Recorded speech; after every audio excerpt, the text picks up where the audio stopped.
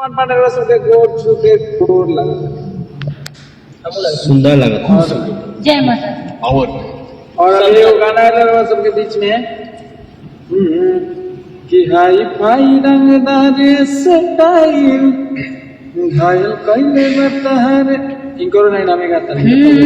कि hi fi रंगदार ए style घायल कइले बा तोहार ए समाइल वादा करता निरहब शरण में कि एगो लड़की बसल बिया मन में, एगो लड़की बसल बिया मन में जवन सहने पढ़ले के विसान में अमर फायर हो तेरे गान में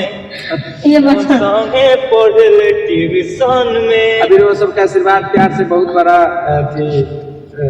रफ्तार में गाना और बाबा जी के लिखल गाना रहला और भैया के म्यूजिक के लिखल जोड़ा बा सुपुर्ति हम सिंगर जला और वीडियो बनी तो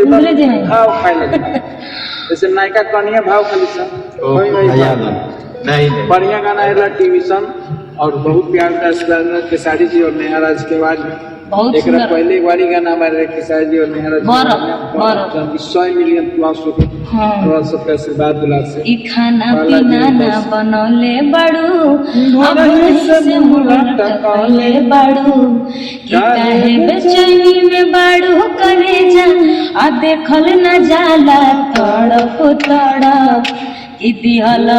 दर्दिया सैया दोनों तरफ रगड़ी ले लेके बरफ रगड़ी ले लेके बरफ। ये गाना का दीवाना सबसे ज्यादा अमित खबर हो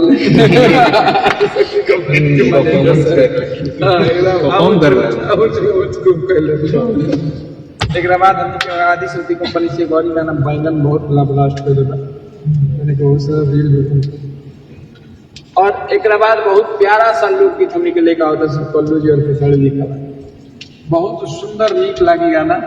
बहुत अच्छा रिकॉर्डिंग होला आज हमरा आशा ना पूरा विश्वास बा कि वो सब चेंगा हमरा हर गाना के आशीर्वाद देनी हमरा एहो गाना के आशीर्वाद दे तो हाउ फ्लेवर जरूर याद है कि निमिया झुलवा लगाई रे सात बहिन के झुलाई रे वही टाइप के गाना भी वही भक्ति भाव में बा नेहा राज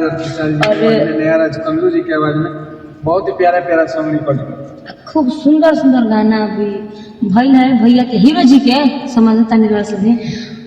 खेसारी भैया जी के अभी और हुई बाबा के माध्यम से यहाँ के लिखले बानी अभी गाना फिर मौका दे हमारे जितना हिट गाना लगभग रहना चाहिए बाबा जी के छत्र छाया सही पड़ल रहो कि जितना भी लोग सभी कोई के छत्र छाया पड़ रहो जितना में वीडियो सब पब्लिक के जितना में वीडियो देखा तो सबको अच्छा लगे तो जरूर शेयर करिए और कमेंट में बताइए कि अच्छा लगे क्या बुरा लगे। जय हो जय माता दी जय हर हर